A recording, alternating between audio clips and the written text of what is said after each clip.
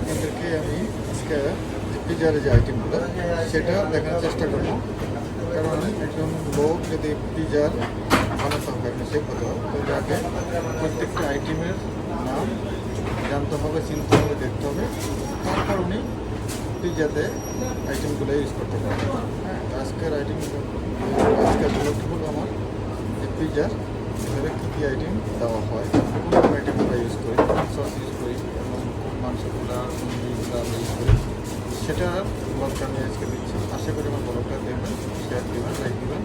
আশা করি পাশাপাশি এটার পাশাপাশি আপনারা নামগুলো এবং কাজটা শিখতে পারবেন। তো আমি শুরু করতেছি, আশা করি দেখবেন কী কী আইটেম আমি নাম একটা আইটেম করে দেখাচ্ছি, আপনারা দেখবেন আমার সামনে। যেমন এই জিনিসটা হলো ক্রিম পেস্ট, এটা ঠিক আছে, যারা ক্রিম পেস্টে পিজা করে তারা ক্রিম পেস্ট ইউজ করবে। আর এটাকে যেটা আমার বাংলা বলি আলু, এটা সুন্দর তেল। আর এটা হলো সস্টেমার, যারা সস্টেমার দিয়ে পিজা খায় সেটা এই পিজার মধ্যে মাখা হয়, তারপর এই সসটা দিয়ে ইয়ে করা হয়। যাকে আমরা বাংলাদেশি কিমা বলি, মাংসের কিমা, এটা এদেশের পাশাপাশি বলা হয় ইয়েন্দাস। পাশাপাশি আরেকটা আছে, এটাকে বলা হয় মার্গেস। এটা সূর্য এবং এটা মার্গেস, এটা পিজাতে ইউজ করা হয়। আর যেটা ছিল পিজা হয় না একবারে, যেটা লাগবে আপনার, যেটা আমরা বাংলাতে বলি সিস, এটা হলো ফোমাস, এটাকে ফোমাস বলা হয়। সস টমাটোটা এখানে যেমন আরেকটা আলু এবং ক্রিম পেস্ট এটা আছে। আর এটা বলা হয় একটা ফুডবিক টিস্যু, আর এটাকে বলা হয় আপনার লাড্ডু, এরকম মশলাইটি। এবং এটাকে বলা হয় মরিচ, এটাকে বলা হয় এটা বসে বাসা তিমুরস।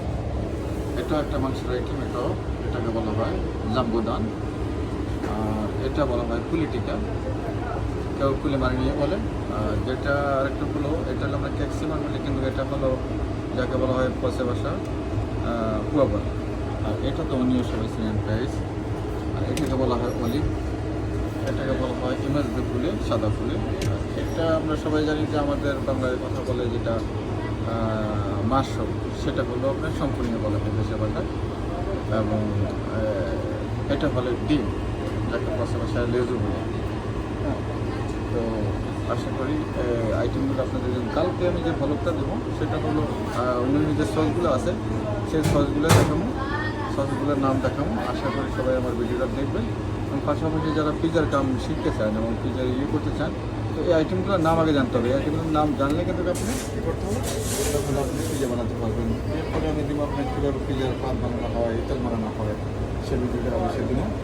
আর আরও কিছু আইটেম আছে, এটাকে বলা হয় শেপ, এটাকে বলা হয় সুমো, এটাকে বলা হয় গরমাগুলো, এটাকে বলা হয় পারমুজো, এটাকে বলা হয় প্লেট, এটাকে বলা হয় রোগ মসুর। এই আইটেমগুলো এখানে পিজাতে ব্যবহার করা হয়। এবং পাশাপাশি টমাটো পেস্ট অনেক কিছু ব্যবহার করা হয়। আশা করি আমি কালকে আবার একটা ভিডিও দেবো, আশা করি সবাই দেখবেন আমার ভিডিওটা এবং লাইক দেবেন। এখানে শুধু অনেক কিছু আমাদের যে অনেকগুলো আইটেম আছে এখানে, সেটা দেখানো হয়। এখন পুরো কমপ্লিট দেখাবো না, কালকে আমি পুরো ব্লগ আপনাদেরকে আরেকটা ব্লগ দিব, সেটা দেখাবো। আজকে আমি আপনাদেরকে ইউটিউবে যে পিজাতে কী কী আইটেম দেওয়া হয় সেই আইটেমগুলোই আপনাকে দেখালাম। এবং আশা করি সবগুলোর নাম শিখবেন, জানবেন এবং কমেন্ট করবেন কোন জিনিসটা আপনারা দেখতে চান, কোন জিনিসটা কী করা হয়। আশা করি কমেন্ট করলে আমি বুঝতে পারবো আপনারা কী শিখতে চান, কী জানতে চান। আশা করি সবাই ভালো থাকবেন। আল্লাহ হাফেজ, ইনশাআল্লাহ আবার নতুন ব্লগ নিয়ে দেখা হবে। বাই, আসসালামু আলাইকুম।